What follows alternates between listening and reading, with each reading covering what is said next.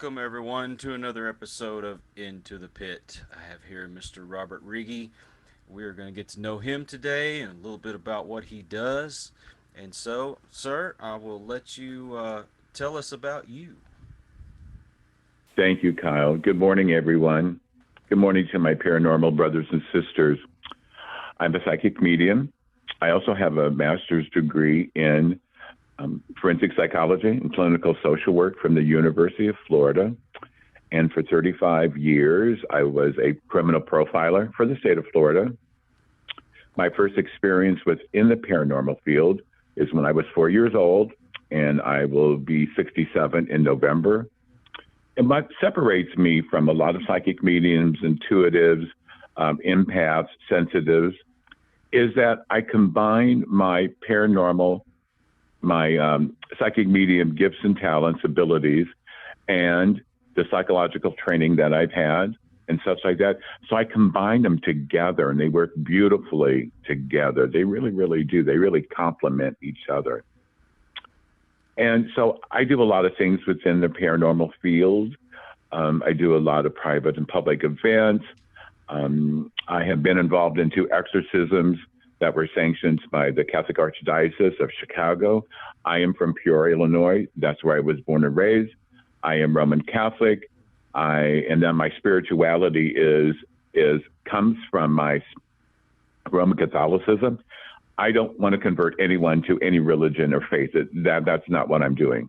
But for me personally, my own spirituality is based within my own Roman Catholicism. Okay.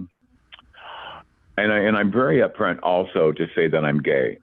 I want people to feel comfortable with me. Okay. Mm-hmm. I'm comfortable within my own skin. You know, I came out of the closet when I was 18 years old. I never will return. And so I want people to be very comfortable with me because helping and assisting people in the paranormal field, as well as being a therapist, that one has to begin to have trust in each other. Okay. So I'm very transparent in my life. Okay. And it's very, very important to me. So if someone has a problem with me being Catholic, my spirituality, or if they have a problem with me being gay, I understand that, I respect that, and then I will refer them on to someone else. But I'm very, very upfront. And so, like I said, I do many, many things within the paranormal field. I mentor 15 children in which I will call children of the paranormal. We can go into that at a different time. Also, I also volunteer in Peoria at this hospice that ministers to children. And I'm with these beautiful, beautiful children just hours before they leave this earthly dimension for the heavenly dimension. And we can go into that at a different time. And that is a blessing to me. And I know the parents have contacted me weeks later and said what it is a blessing for me to be with them, to help their child and to help them. And like I said, I do many, many things. I do past life regression in my private practice, and it works beautifully with people who suffer depression and or anxiety. And so I've used that type of regimen. Also, that I remote view also, and so we can go into that. So I do many, many things within the field. You know, I really do. I do a lot of podcasts, and thank you, Kyle, for allowing me on Into the Pit, and and so I appreciate that. And so also that I volunteer all over the country, and from January 1st until the last part of May, I was in Gallup, New Mexico, and I was volunteering with the Missionaries of Charity, and in that order was Religious Order of Nuns and Priests and Brothers. That was started by Mother Teresa of Calcutta, and I met Mother Teresa 3 times, and we can talk about that later also. But anyhow, so getting to know our Native brothers and sisters in New Mexico, it was really an eye-opener to me, really, really was, and I was so blessed. A lot of things happened to me physically, and really spiritually also when I was in New Mexico. And so I do a lot of things. I've been to the Appalachian Mountains, volunteering with the mountain people of Eastern Kentucky and Western West Virginia. And that was an incredible experience. Also, I have done many, many internships at state hospitals around the country. Again, I graduated from the University of Florida in 1980. And so prior to that, I was doing those internships at different state hospitals. And during that time, that was probably like the heyday of state hospitals.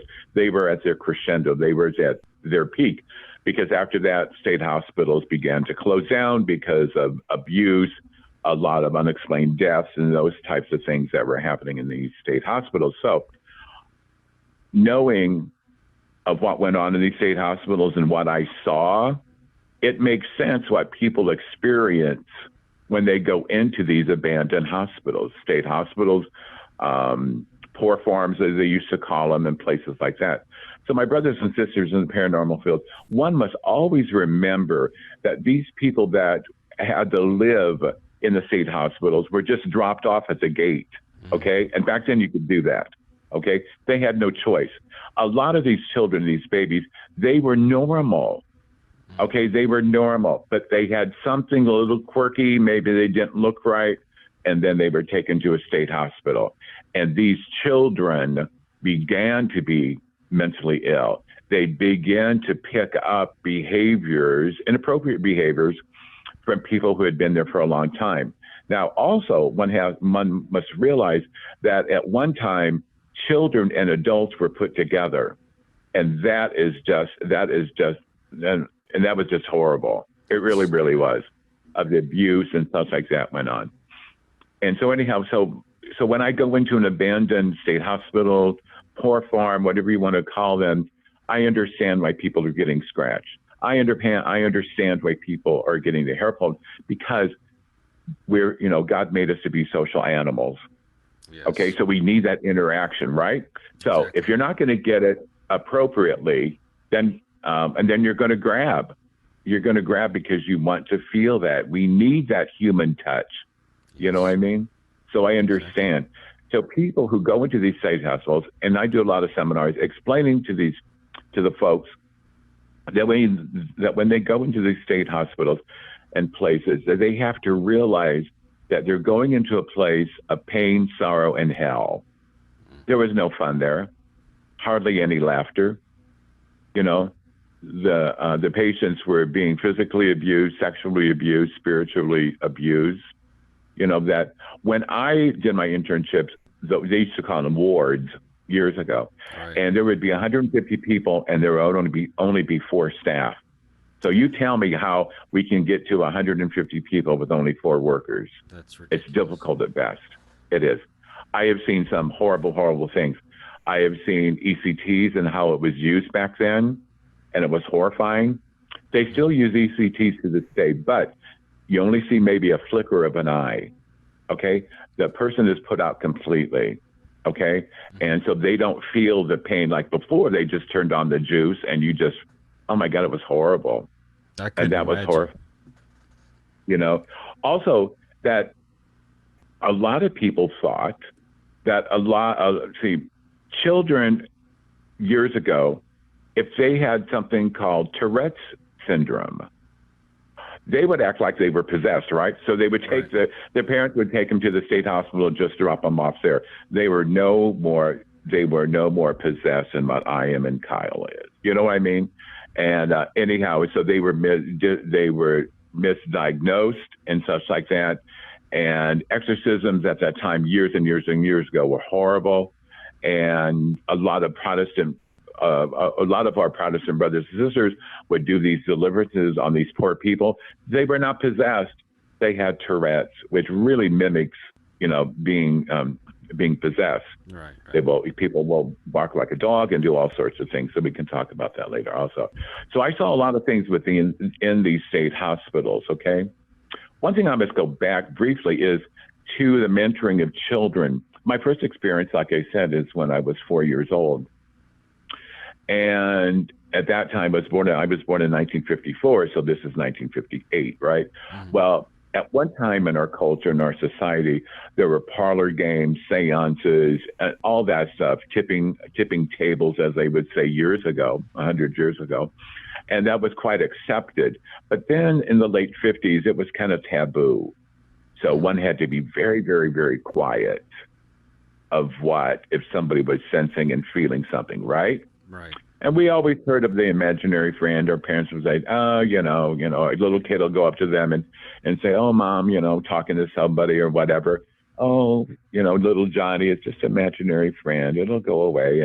And really, there's a lot of our paranormal brothers and sisters that were younger at one time, of course, and they experienced a lot, but their parents did not understand.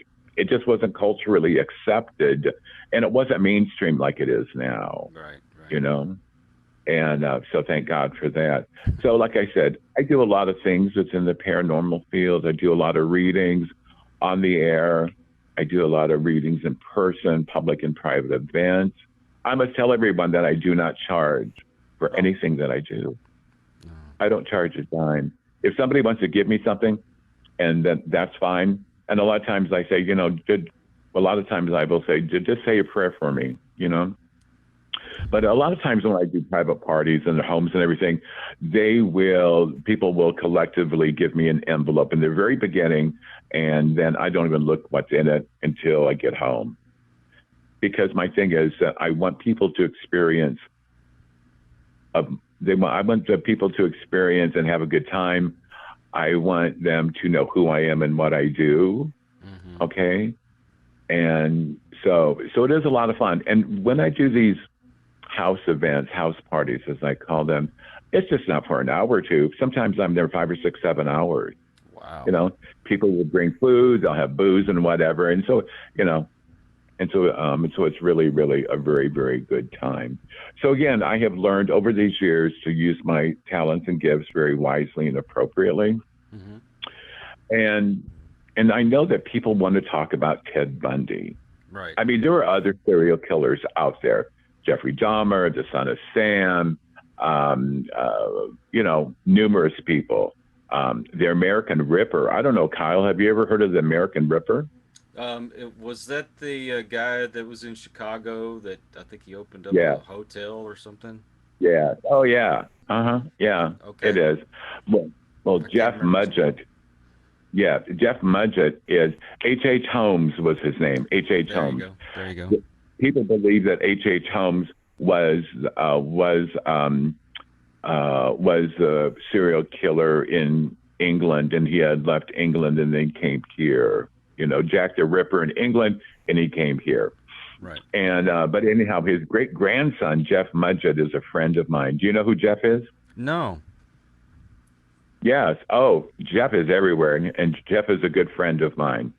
And to have him on air sometime would be fantastic. Oh yeah, really, it would be. Us.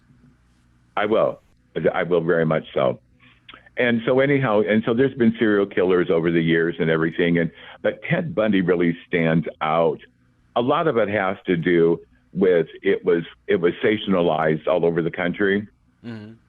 And my experience with him, and myself and other psychologists, that I thought how wonderful it would be to be in the same room with a serial killer. And granted, I'm a criminal profiler, and I've seen the best of humanity and the worst of humanity, right? Right. But I thought seeing him, visiting with him, not glorifying what he did because he did some heinous, horrible things. Right. And but I think that, and I had been told by someone else, I'm not going to mention his name, but someone else, about him kind of dealing in the black arts or black magic, right? Anyhow, and so I thought, well, my part of this interview with Ted Bundy is going to be about the paranormal side or the dark side, okay? It's not saying that all paranormal is dark, you know what I mean? But it's just the fact that knowing what Ted had told me about what he got into, okay? It's never been told before, never. You won't find it in any books, you won't find it in a newspaper, nothing. One of the stipulations that Ted and his lawyer and the state said, we could not record it and we could not take any notes at all, okay? So I wrote a letter to Ted, to his lawyer, to the state. The director of psychology department did the same thing. Several weeks later, we got the approval. Oh, cool. And so it was myself and another male psychologist and 3 female psychologists. Now, the 3 female psychologists they dressed in different types of clothing. One of the female psychologists wore a very, very tight sweater, and she was well. I mean, she was. What's the word I want to say? Well endowed. Thank you very much. Thank you. I was going to say something else, but I'm glad that I didn't. Thank you.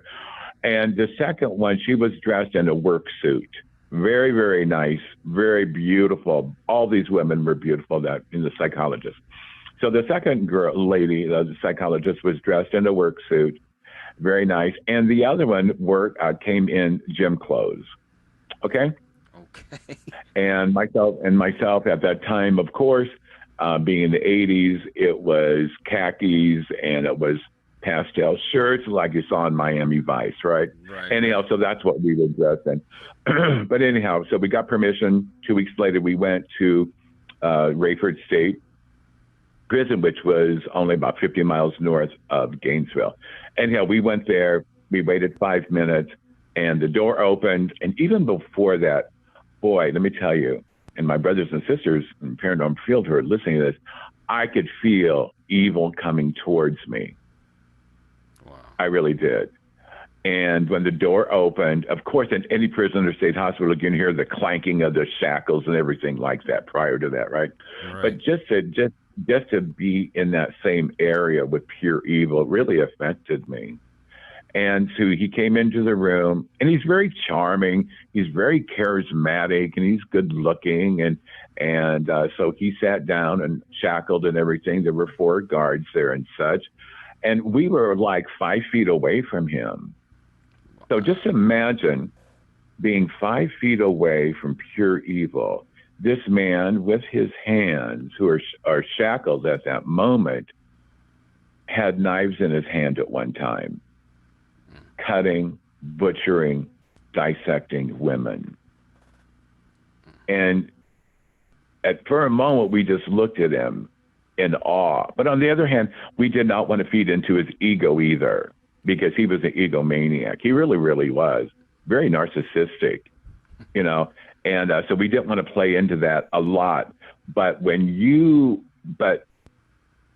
just seeing him, okay, and knowing what he did, and we're in the presence of that evil, I know what I sensed was different than what the other psychologists experienced.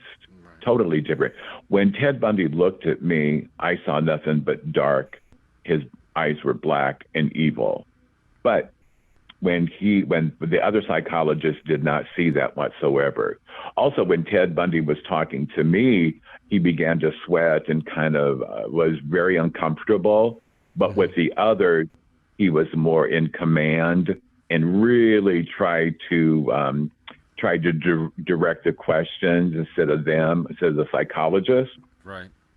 And, you know, and so again, when you're in the room with so much evil, you're going to experience so much. And to be like you, Kyle, and my brothers and sisters, if you were 5 feet in front of Ted Bundy, how would you act? And how would you act, Kyle? I'd be nervous as all get go. Nervous, biting on fingernails, being fidgety, and all sorts of things, right? I'd definitely be fidgety. But Ted Bundy loved that. He loved making people feel very uncomfortable at times. He really did. But on the other hand, he loved making women feel very comfortable, so he reeled them in.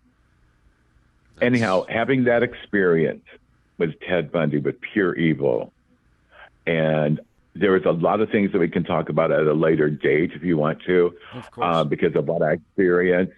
And I'm not going to give a lot out, but I am going to tell everyone that I was there in his last moments of his earthly, heinous life. Wow. I was with him. And so we can talk, I mean, because I could talk for hours about what I experienced. And I know these programs last for an hour, so I understand that. And so try to condense everything. And I know that if you would get these other psychologists, they would see it through their own perception, through their own eyes. And they have their own backstory also. And they have never spoken about it. So what the other psychologists talked about his life growing up, and that's another story also of how women betrayed him and how hurt that he became, Mm-hmm. and that really led him into the life of murdering women. I must also say that all the women that he murdered, except for one, looked like his mother and his girlfriend. And his mother and his girlfriend betrayed him. And that's what led Ted on this horrible, horrible thing. My part of it was what did he get into? I'm not going to tell you at this moment who his mentor was, because I want people to think about it. Think about who prior to Ted Bundy did some horrible, horrible, heinous things. I mean, there were a lot of people. Oh yeah. The Son of Sam, there were a lot of people. There were, and I'm not going to say the gentleman's. I'm not a gentleman. I'm not going to say the monster's name, but just think about who came before Ted Bundy and did what he did. And several movies are based on what he did. But Ted Bundy looked up to this person with great admiration. So that says a lot. Okay. Right. Also, I can just say that Ted Bundy got into the Ouija board. He did as a child. And I know there's a lot of practitioners out there use the Ouija board. God bless them. I don't use it personally, but Ted Bundy did. He did begin to dissect and murder animals. That's how he learned how to gut women. That's a horrible statement that I just said, but it's true. He learned how to dissect women by dissecting animals when he was younger. And he became very, very good at it. I hear Very good. I hear a lot of them started out that way. Mm-hmm. It is very much, very, very much so. Also, there's a connection of one of the poor innocent victims that he murdered and dissected and decapitated. Yes, he did. He did decapitate some of the women, and we can go into that later. But anyhow, the connection I had with one of the victims was when I was real little, living in Peoria, Illinois, kind of like out in the country, as we say, by the airport, international airport. There was a family that lived down the street. This young girl had just graduated from high school. I lived down the road with my mom and dad and my siblings. My mom and dad knew her parents well, but I was a kid, right? Right. Anyhow, she was one of the victims of Ted Bundy. Mm-hmm. Back in the 60s and the 70s, kids hitchhiked everywhere. It was the year of like Woodstock. It was the Monterey Film Festival and Music Festival in California.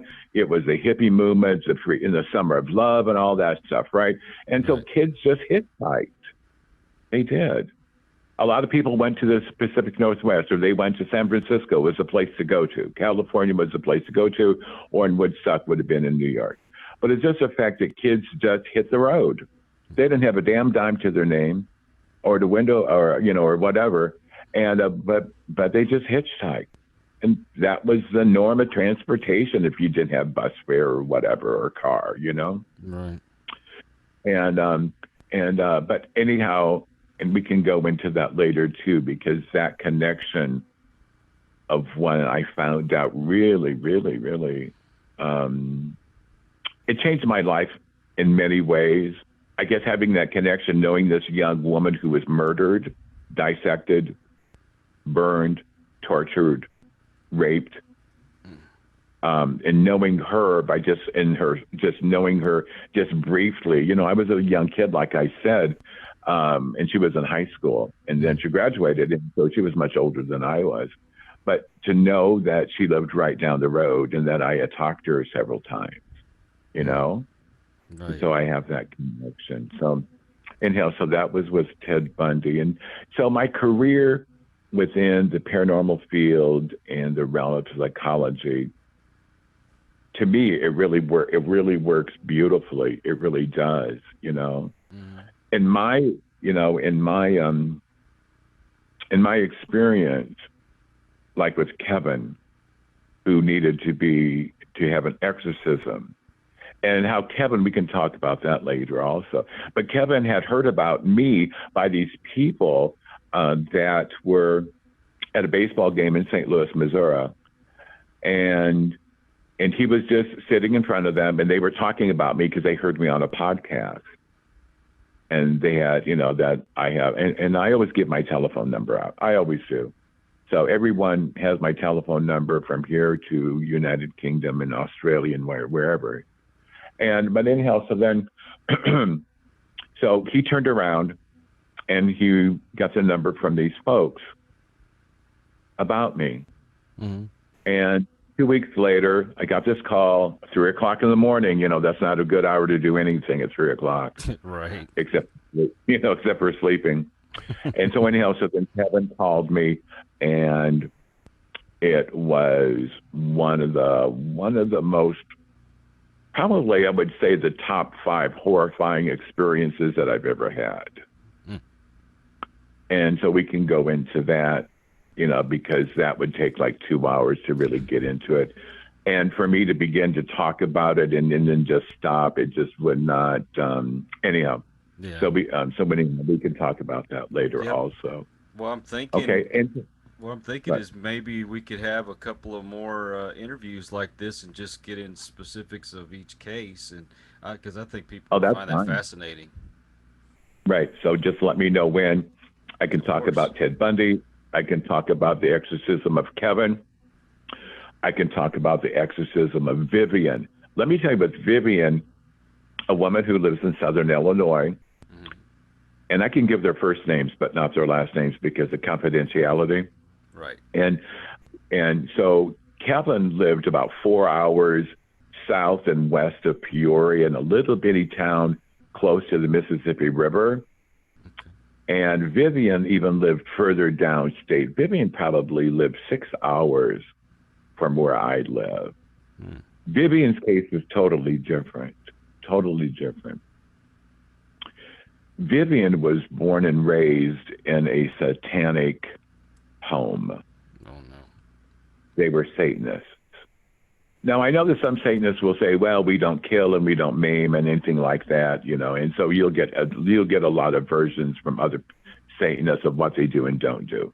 Mm-hmm. But with Vivian, she was raped as a small child, repeatedly, ritually raped during their satanic worship. She was raped over and over again. She was physically abused, emotionally abused. Hmm. What happened to Vivian, like most people, is that years ago they would say that her personality began to fracture and split. What happened was that she became schizophrenic because of all this. Now, her family is completely now on the opposite. They have completely got out of it, completely. They are really very, very, very conservative Pentecostal people now, totally different. But again, they heard me on a podcast from someone, or a radio program from someone, and they reached out to me. What's the difference between Kevin and Vivian is that she had fractured into 5 different personalities. Okay? Only one was possessed, and the others weren't. So, and with other psychologists and priests, and we can go into more of that later, but it's just the fact that I began to integrate all the different personalities together except for the one that was possessed. I had to separate that. That personality could not be integrated. Not at all. So I had to separate the others to become one, to become whole with Vivian. And the other one I had to leave aside. And that is difficult at best.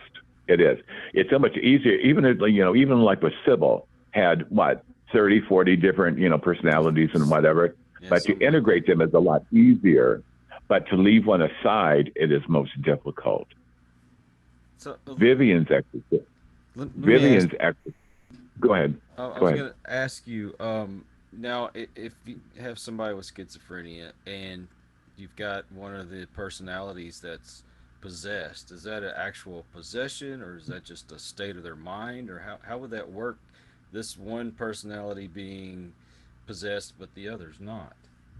Right. The other personalities protected each other. Mm-hmm. When Vivian was ritually raped, sodomized as a child, I'm talking starting at the age of 2 years old, Oh, no. and it lasted until she was 15. She had she had numerous pregnancies, and most of these pregnancies ended up in miscarriages. Vivian was never taken to the hospital, not at all, because if they would have found out here's this young girl having a child at 12, Mm-hmm. had a miscarriage, and they would go in vaginally and see the ripping and tearing Of course. of what she went through and stuff like that, her parents would have been thrown in jail immediately. Okay, so everything was like kept at home, kept very, very quiet. Mm-hmm. They would have doctors come in who were within the satanic community there, and the doctors would do whatever. Okay, but they kept it very quiet. Anyhow, so with Vivian's one that was, and it was she was, and this personality was truly really possessed. Really, I mean, the others were protecting. The other one was the one that the personality was possessed because of what she had gone through with this satanic crap and Mm-hmm. everything, you know. But when I came to her and she was sitting on the floor rocking, she looked so sad. Oh, my paranormal brothers and sisters, it was one of the most and right now I see her just sitting on the floor crying, rocking back and forth. It was just one of the Heartbreaking. saddest moments in my life. But knowing now that she's doing wonderfully, and so is Kevin, Vivian is living a most beautiful, beautiful life. She continues to be in therapy. I continue to talk to her a couple times a month. You know, Mm-hmm. my part with Vivian and Kevin was there for a moment in time, as they say. It was months, but then I had to step back. I referred them to different psychologists and psychiatrists, and they're doing beautifully. They are, really. Vivian will never have any children at all because of what she went through. But she's living a very, very productive life. She remembers some of it, not all of it. But to hear her story, and I had asked her at one time if she would ever think about if she ever wanted to write a book, and she doesn't want to write a book. She isn't well educated, bless her soul. Okay, she isn't. So her jobs are like being a clerk, and God bless her, but she's working. Okay, and I asked her if she ever wanted thought about being on air, telling her story. And again, like with Kevin, that they remember some of it, but not all of it. But the minute I met them, I asked them if I could record and videotape my conversation with them. And they signed the papers, the waiver said yes. So I have all that documentation. All the documentation of how the priest came and the exorcisms and the psychological testing and all the tests they went through and everything, all that is documented, all that is videotaped. And these videotapes are being used in the Vatican this very day, one of probably many, many others, to teach young seminarians to be exorcists. Okay. Now, I can have, after a certain period of time, and it's coming up, that I will be given those videotapes back to me. Okay. And then I can do what I want to do with them. Okay? Mm-hmm. And again, Kevin and Vivian signed this. It could be taped. I mean, it is a very, very legal process, Of really, course, because of at any course. time, Kevin and Vivian could have said, "I'm done with this," and we would have had to stop it.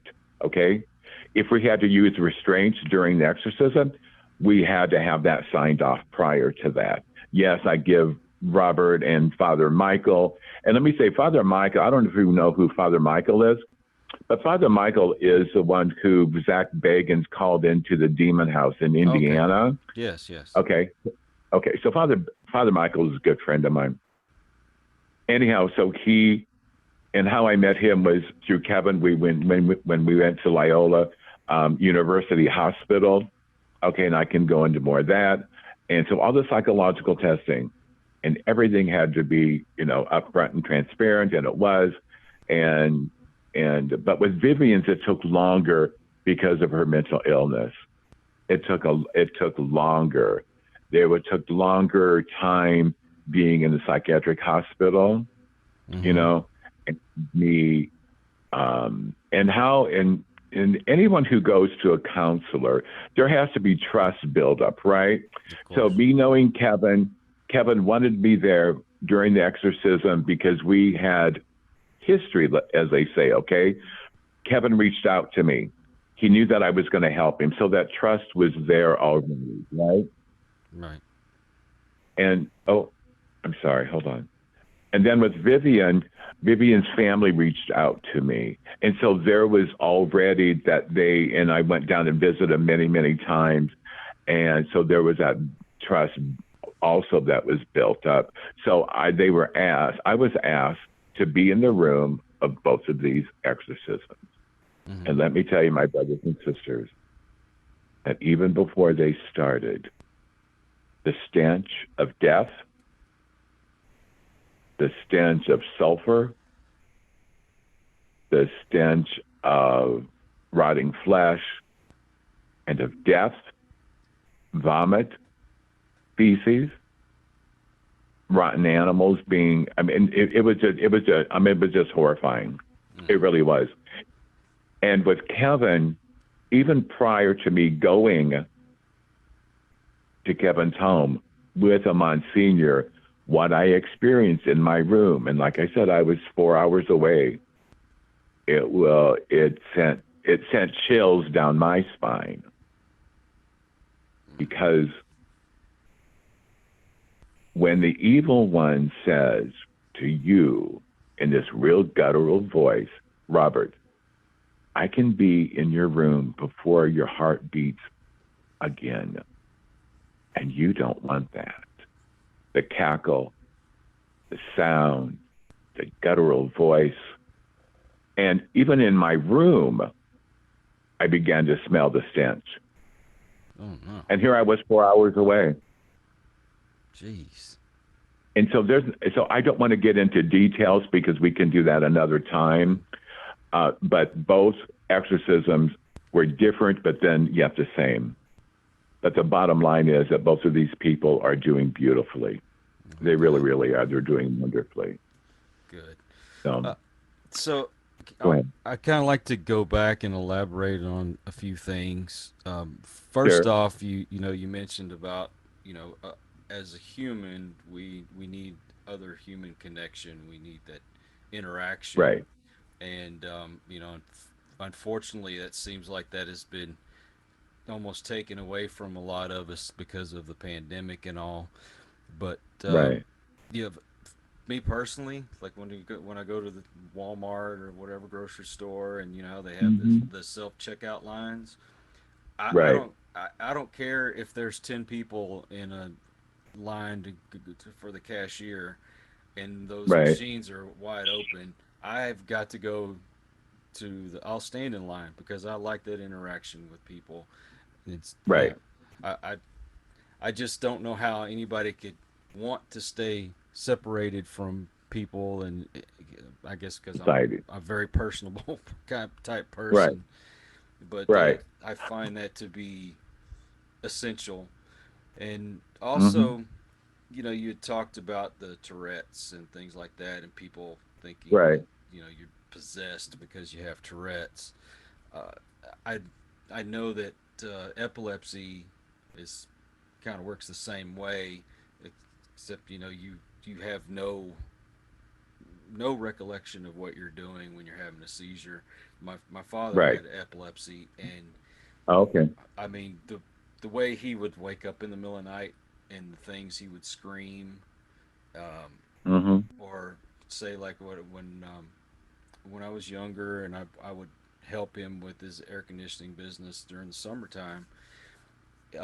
We would be going somewhere. Of course, somebody else is driving. My dad couldn't drive, as he had Mm-hmm. seizures quite often, and he Oh, would start screaming and clapping his hands, and I watched him grab the dashboard of the truck just with his hands, and you could hear the whatever plastic that is just starting to crack.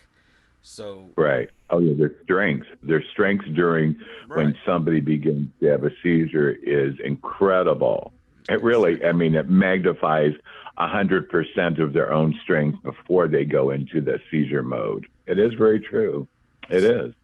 Well, my You know. reason why I brought Go ahead. that up is that when it comes to possessions and Uh-huh. most people with conditions like epilepsy, how is the church able to discern between the two? I mean, do they have to rely on a mystic, or do they? I mean, how do they determine? Yeah. I don't want to go into much detail because I would then have to go into what I experienced. Right. Okay. But let me tell you, there are different parameters. Mm-hmm. Okay. And I don't want to say the most important one because it goes back to Kevin and what I experienced with him. Mm-hmm. Okay. But there are parameters to go by. And the number one parameter is the most important that the church has. And I really don't want to say at this moment, if that's okay, Yeah, that's fine. That's fine. because it ties in. But the number one parameter for any exorcism to happen through the Catholic Church is that it has, like I said, there's these parameters, and the first one is, which I'm not going to talk about, and somebody who has epilepsy would never go through this, would never know that, would never know something, if that makes sense to you. I'm Okay. trying to evade the question, basically. I'm sorry, but they're not really evade, but just the fact. No, epilepsy is totally different. There are many, many, many, many different types of seizures. Grand mal, petty seizures, which are little ones. There are psychomotor seizures. Sometimes a person will have a seizure with just a flicker of an eye, and that's it. Yeah. And so there's different types, and so there's different types of seizures. And again, if anyone has ever seen the movie The Exorcism of Emily Rose, Yes. that was very loosely based on a true story. But like with Vivian was on medication. Okay, Mm-hmm. so the question asked, which I'm not going to say what happened, but the question then is asked, well, can an exorcism truly be successful if a person is on psychotropic medication, Mm-hmm. meaning like Thorazine, or meaning like any type of drug, antipsychotic drug? Can someone truly be exorcised by being on these specific drugs? So this is something to think about, my brothers and sisters in the paranormal field, to think about that. Because in Emily Rose's case, and if you look like that, and again, it's very loosely based, very, very loosely based on a true story. And what happened to Emily Rose, because it talked about that it wasn't a success because that she was still on her anti seizure medication. Mm-hmm. I think she was taking like phenobarbital because most people who have seizures are on phenobarbital or they're on Dilantin. Or Okay, Tegretol. yeah, Tegretol is another one, and and um, and those are mind altering drugs. Okay, And so they truly believe that her exorcism was not a success because of that. But going back to Vivian's case, and like I don't want to give a lot of detail because we can talk about that later. Because once I get started talking about the different parameters that the Catholic Church has us, and then it goes into even more detail. You know what I mean? Yes. So I'd rather just wait till then. But people who are possessed and their life is hell. You know, possession begins by infestation and then oppression and eventually possession. Right. It's better to stop it way before then, okay, than it is to wait till the third, okay? But within each level, like with infestation and oppression and possession, there are so many layers of that. There's so many layers of the infestation. There's so many layers of the oppression. You know what I mean? Layers and layers and layers. And then, and so with people, and a lot of times, unfortunately, that we become very curious. People want to know about the spirit realm, right? Oh yeah. And as they say, curiosity kills the cat, right? Right. You know, and so they will think that's fascinating. A perfect example: a family reached out to me, and she lived in California. She heard me on the family heard me on a radio program podcast, and her name is Barbara. I won't give her last name because of confidentiality. Anyhow, Barbara's children reached out to me and said that their father died and their mother and their father lived 55 years together, and everything. And she was missing Barbara was missing her husband so badly that she had watched all these programs. She got an EVP machine, one of those things. I don't use them. I think some of the technology, I know the technology just drives me nuts. It really, really does. But anyhow, she got an EVP thing, she got a recorder, whatever. And she spoke into it, trying to connect with her husband. She became so obsessed with it, she became a recluse. She cut off everyone. She cut off her church friends. She cut off her children, her grandchildren. She cut off playing canasta with the girls every Wednesday, going out for supper, all sorts of things. Her life became a mess. She would talk to these spirits, hundreds of them. She lived right on the ocean too. So that water and that energy, you know what I mean? Yes. And so they flew me out to help their mother. I was there for 2 weeks, and to get here it had become an addiction.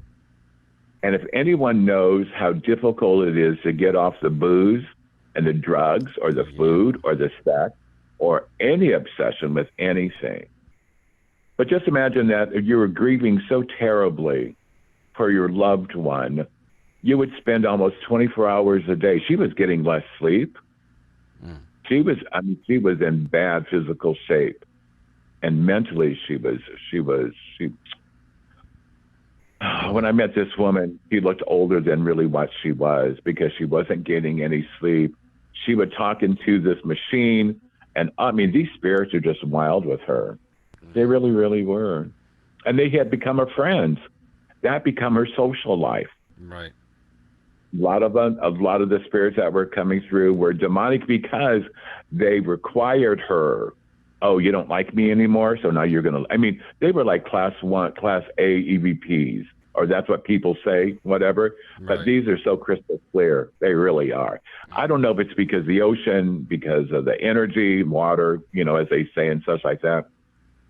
But anyhow, after a couple of weeks when I was with Barbara, because I stayed with her, getting to know her and everything, and she understood that her life was totally different. She missed her grandchildren, but it was like that something was just keeping her, that she just needed more and more and more of hearing from these spirits because they had become friends, you know. And I could see that happening. right, and it does. You know, grief will do that. Grief will do that. And I've worked with many folks, and my friend Michelle in Ohio, Mm-hmm. she had heard me on a podcast called TouchMyHeaven.net with Trapper Jack, and she reached out to me a month later, and I helped her through her grieving, which had turned into mourning of her son after 5 years after he went to heaven. So there's a lot of our brothers and sisters that are grieving terribly for a loved one that would do anything to have a vivid dream or to have an apparition. And I tell these folks that God will know when you're ready to have a dream or an apparition. And if you pray to God and ask God for one, but if you get that blessing, don't ask for another one. That's it. One. Don't become greedy. Right. Because if he blesses you with one, then let it go. And let it go. And that's another story that I can tell about seeing my mother and what I experienced. Just like when I'm talking with you, I was talking with her. Okay. But anyhow, so we can go into that. But people become obsessed with a lot of things, you know, and so Barbara, after 2 weeks being with her, and that she had to destroy the EVP machine. Not me. She had to destroy it. And by destroying it, her life changed. She became, oh my God, her family was so happy. So very, very happy that mom was back again. Grandma was back again. You know what I mean? Right. The girls from Canasta were and happy to have Barbara back and everything because they didn't know what to do. I guess they didn't know what to do. That's you know? that's the equivalent of pouring the alcohol down the drain or flushing whatever drugs you have. Yeah. Damn. Yes. It is very much so. And you know, so with any obsession like that, it's very, very dangerous. Yeah, of course. But you know, and my motto has always been that we are that we are spiritual beings in a physical body. We're only here for a short period of time. And on Facebook, God bless my friends and relatives who are on Facebook. God bless them. I pray for them. But when I see something like, you know, can I get an amen because God woke us up today? No, because why are you scared of death? So many of our brothers and sisters out there are scared of death. Oh my God! I have no problem with that. I know it's going to happen, and I'm, actually, when you think of the rewards that you're going to get after you've passed on, man, I'd rather be on the other side. You know. Amen. And so with me, on my tombstone or a plaque, because I want to be cremated, it's going to say, I have now begun the greatest journey of my life. Oh my God. Could you imagine? Granted, we've experienced a lot here on earth physically, but to go into another realm and another dimension and experience that, I can't wait. So when I hear these people and see these people on Facebook, share amen or whatever. If God woke you up, are you happy being woke up today? Oh, please give me and so sometimes I post, are you kidding me? Really? You know, so many people are scared of death. And my brothers and sisters who are listening to this, I understand your fear. I really do. A lot of it's cultural. A lot of it is that we don't think that we may be worthy of paradise and those types of things, you know. But we all fall short of the glory of God. We do. That's what the Bible says. Yes, you know. And I'm not real religious, but I'm spiritual, if that makes sense. And I'm Roman Catholic. I do go to church and I do pray. I believe in saints, and I'll talk about my angels at a different time. But it's just a fact there's something greater out there, you know. Oh, yeah. Do I believe that people can redeem themselves? Yes. But there are some people like Ted Bundy that could never redeem themselves. Never. A lot of my Pentecostal friends did disagree with that. They truly believed at the end of his life, if he would have said, "Jesus, forgive me," that he would be forgiven. I have difficulty with that. I really do. A lot of difficulty I, with I that. somebody that's a narcissist like he was, they wouldn't Mm. do that anyway. They'd never Oh no, ask. they wouldn't. No, No. no, no, no, no. And but If he anyhow, did, right, it would just be for show. He wouldn't do it from right. Oh yeah, yes. deep in Oh his yeah, heart. very much so. Yes, but and then I will talk about my last moments with him when he was alive on this earth too at a later date when we talk about him in depth. But anyhow, but just helping our brothers and sisters that are in need of answers. Okay, um, I have my own theory about sleep paralysis, Hmm. and my theory comes because I had that as a child because I had night terrors or nightmares terribly, Yeah. and so I know what that is. It's horrifying. And so later on, when I was in school at the University of Florida, I took a lot of anatomy and physiology, Hmm. learning more about the body and such like that. Because of being a criminal profiler, I wanted that extra education and such. And then talking to neurologists about sleep paralysis, Hmm. and so I was telling them of what my hypothesis was, and they agreed that I'm only going to say a part of it because that could be a whole show, whole different I think program we're in gonna make a itself. series. I'm sorry, I don't mean to I don't mean to keep your time. You know what I mean? You have other you have other people that you need to interview too, but it's just the fact that my brothers and sisters in the paranormal field. I want you to think about this: a person never has sleep paralysis when they have a happy dream, when they have a loving dream. True. No one does. So think about that. Think about that. Okay. Also, when it comes to fear, think about this. It's not overcoming the fear, it is understanding the fear. And by understanding the fear, it will lessen. Okay? Okay. So there's a lot of things to think about, my brothers, paranormal brothers and sisters. I know that I've talked a lot about different things in my life, and I could talk for the next 6 hours probably. But it's just a fact, I want everyone to think about what I spoke about, think about what I'm going to be talking about, and get your questions ready. My life is very transparent. Any questions anyone has to ask, I'm available. I will answer them to the best of my ability. There are some things I won't be able to answer because of confidentiality. When it comes to Kevin and Vivian and other things that I did within the field, are doing within the field, and confidentiality is very, very important to me. Very, very important. My brothers and sisters in the paranormal field, let me tell you that if someone comes to me, and being a psychic medium as well as psychologist, and if I cannot assist this person, I will refer this person to someone who can help them.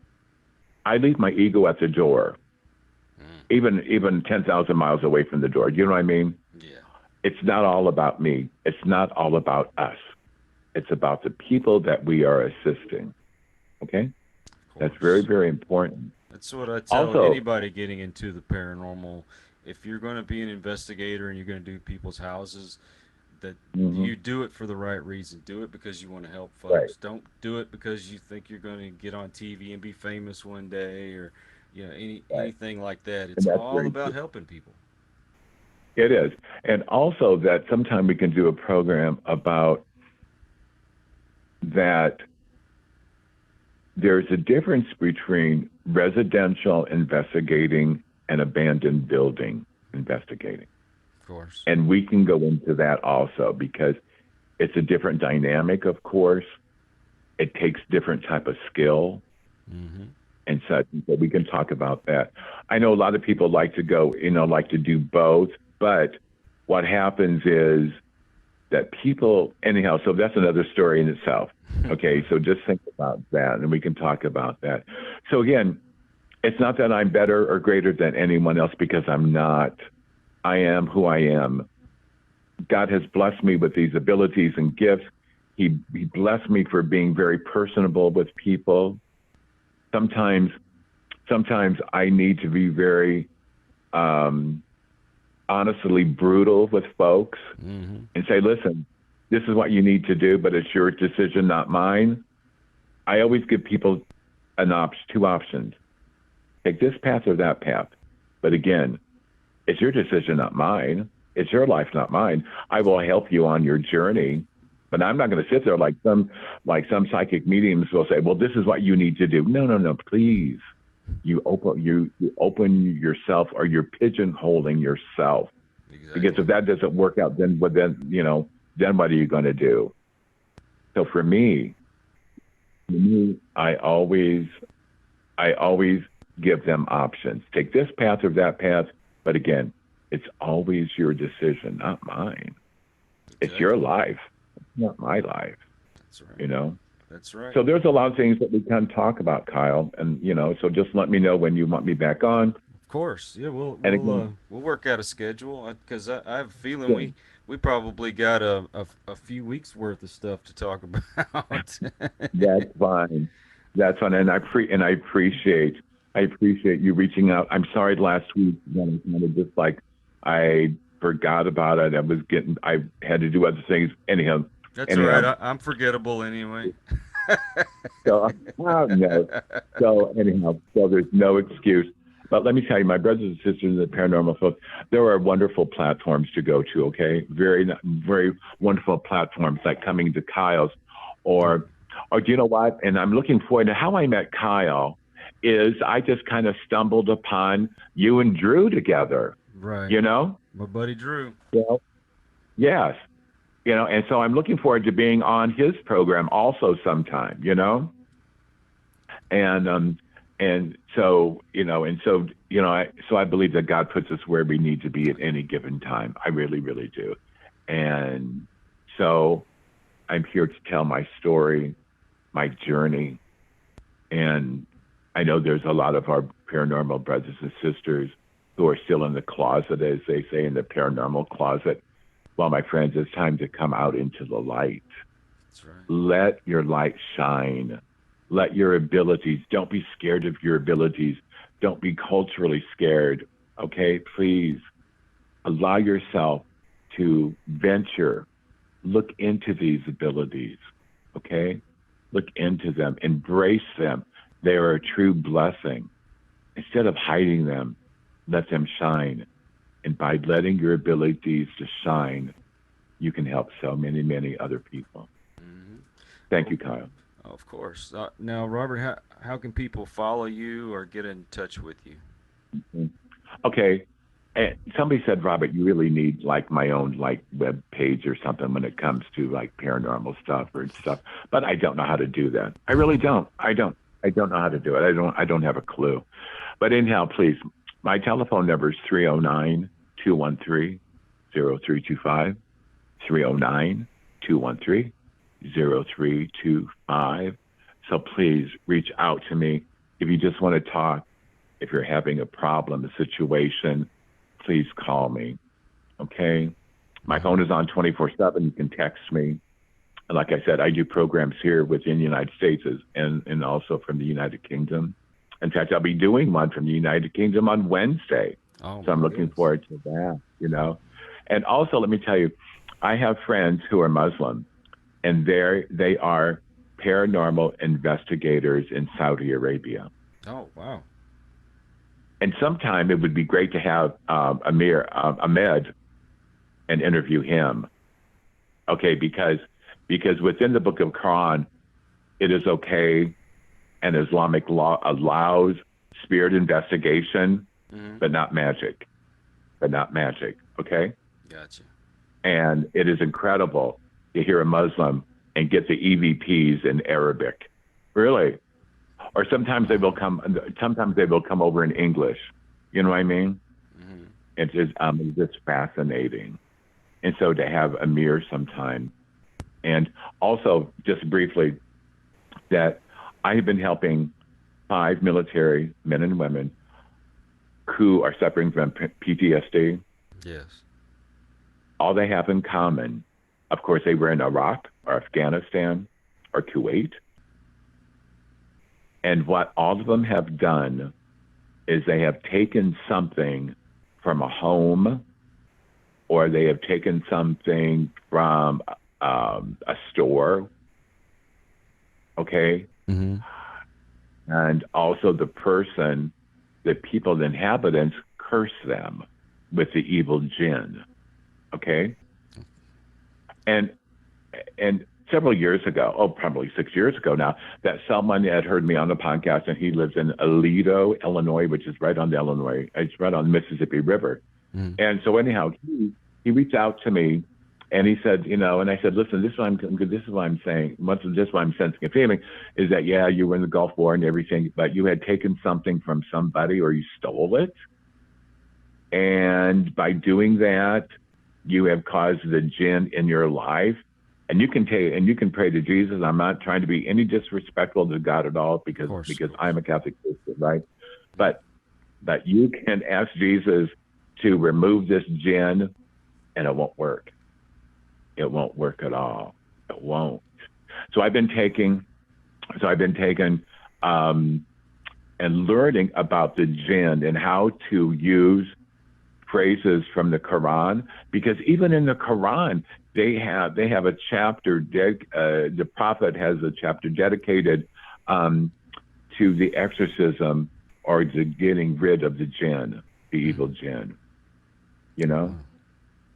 And so I've been learning about that. But these men and women who I've been helping, they have all taken stuff from Afghanistan, Kuwait, or Iraq, and are stole things.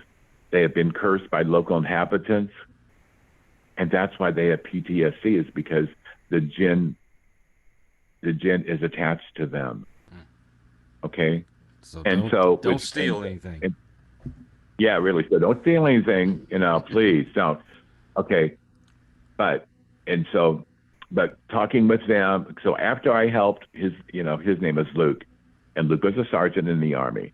And after assisting him, and what I did, and how I learned through the imam and when the local mosque in Peoria, he is now free of all that. His PTSD is gone. Oh, wow. It was just the fact that, right. And these other folks that I've helped, they're off of their medication. They don't need it. It's not that I'm a doctor. I'm not. I always talk to their physician. This is what's happening to them. I believe, allow me to do what I need to do. Okay. Get them off this medication. I need them off this medication so I can do what I can do for them. And most of the time, the physicians have okayed and said, yes, you have 2 weeks to do it. You know what I mean? And so I have met with these 5 folks, and they're no longer suffering from PTSD. Not at all. So there's a lot of our brothers and sisters out there who are suffering from PTSD. It's because they have stolen something, or they have been cursed by local inhabitants, and the evil jinn is attached to them. Wow. So that's another story in itself. Right. Okay. All right. So people can find you on Facebook. Do you have any other social media? No, that's at Facebook, Robert Righi, and you see this little boy, and it's my picture, it's my baby picture. It's a black and white. That's how old I am. And but anyhow, yeah. And my telephone number again is 309-213-0325. And so please reach out to me, or you can message Kyle, and Kyle can get to me and such like that. But everyone have a most blessed day. Love, light, and peace to everyone. And remember, my brothers and sisters who are listening to this, begin to love each other, but especially begin to love yourself. Because by loving yourself, you can forgive yourself. By forgiving yourself, by loving and forgiving yourself, you can forgive others for what they have done to you. Thank you. Oh, of course. Yeah, we'll definitely have you back on. Just say there's lots of other things I'd like to talk to you about. I want to thank everybody that has joined us. If this is your first time to the channel, welcome. Please come back. Please subscribe. And also for those that have, been on the channel or listened to the channel and watched us for all this time, thank you for your loyalty. Thank you for the support. I can't tell you how much of a blessing it is.